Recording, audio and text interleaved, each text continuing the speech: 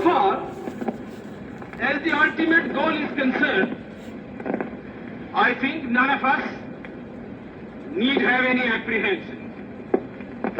None of us need have any doubt. But my fear, which I must express clearly, is this.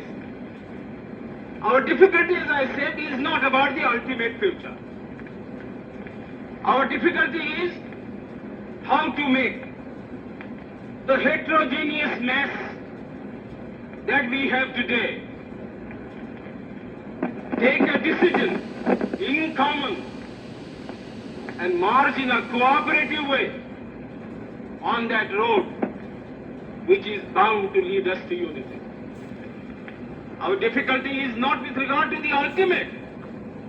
Our difficulty is with regard to the beginning. Mr. Chairman, therefore, I should have thought that in order to make a start,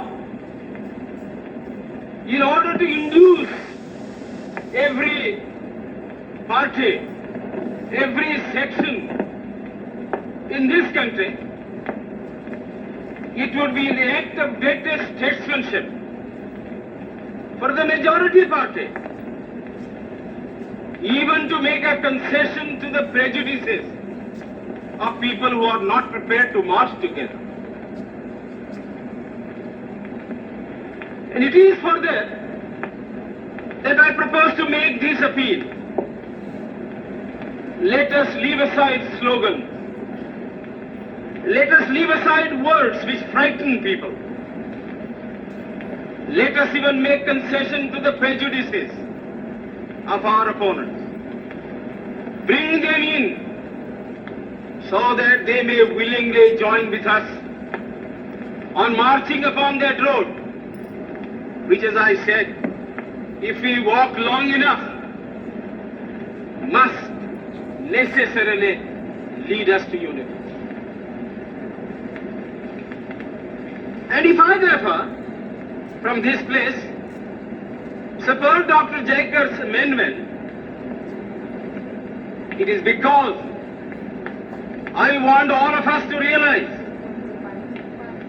that whether we are right or wrong, whether the position that we take is consonance with our legal rights, whether that accords with the statement of May 16th or December 16th, leave all that aside. This is too big a question to be reduced to the position of mere legality. It is not a legal question. I say leave aside all these considerations and make some attempt whereby those who are not prepared to come will come.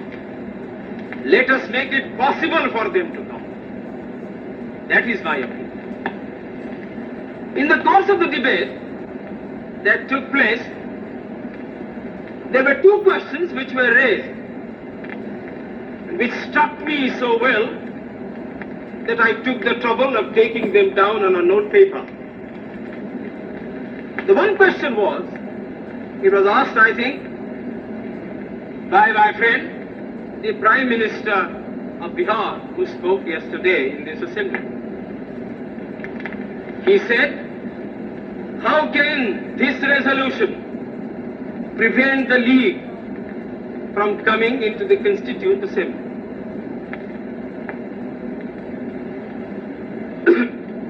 Today, my friend Dr. Shyam Prasad Mukherjee asked another question. Is this resolution inconsistent with the Cabinet Mission's proposal?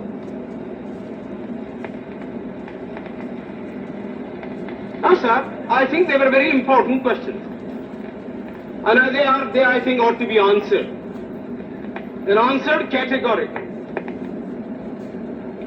I do maintain that this resolution, whether it is intended to bring about the result or not, whether it is the result of cold calculation or whether it is a mere matter of accident, is bound to have the result of keeping the Muslim League out. And I'll substantiate what I say. Sir, I invite your attention to paragraph 3 in the resolution, which I think is very significant and very important. Paragraph 3 envisages the future constitution of India. I do not know what is the intention of the mover of the resolution, but I take it that it is a sort of, after this resolution is passed, it will act as a sort of a directive to the Constituent Assembly to frame the Constitution in terms of paragraph 3 of the resolution. What does paragraph 3 speak of? Paragraph 3 says that in this country there shall be two different sets of polity. One at the bottom, the autonomous provinces or the states, or such other areas as care to join a united India. These autonomous units will have full powers. They will have also residuary powers. At the top and over the provincial units, there will be a union government having certain subjects for legislation, for execution and for administration. So as I read this part of the resolution, I do not find any reference to the idea of grouping, an intermediary structure between the union on the one hand and the provinces on the other. Now, reading this paragraph in the light of the cabinet mission's statement, or reading it even in the light of the resolution passed, having said that we do not want a strong center, and having accepted that there must be or should be an intermediate polity, a sub-federation between the union government and the provinces, I like to know why there is no reference in paragraph 3 to the idea of grouping.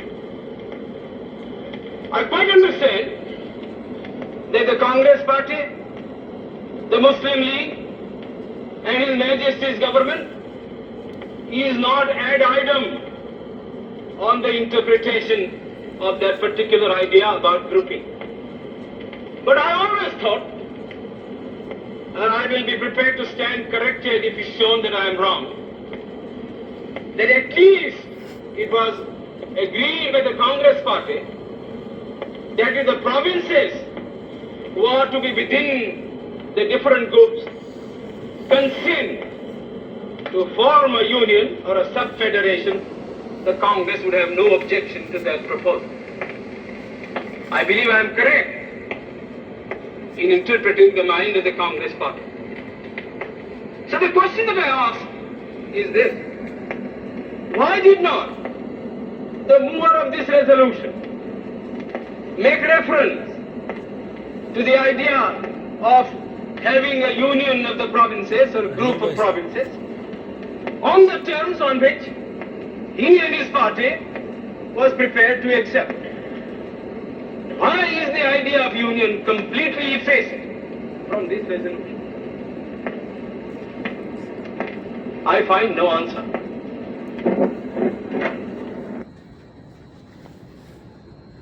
Nehru का सुनोगे आवाज़? थोड़ा नेहरू की आवाज़ सुनोगे? ये union के बारे में डिस्कस कर दिया।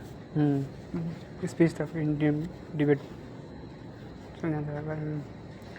नेहरू का थोड़ा सोच लो, सुन लो, थोड़ा सा सुनेंगे आवाज़, वैसे ज़्यादा नहीं सुन, 24 मिनट का है इनका।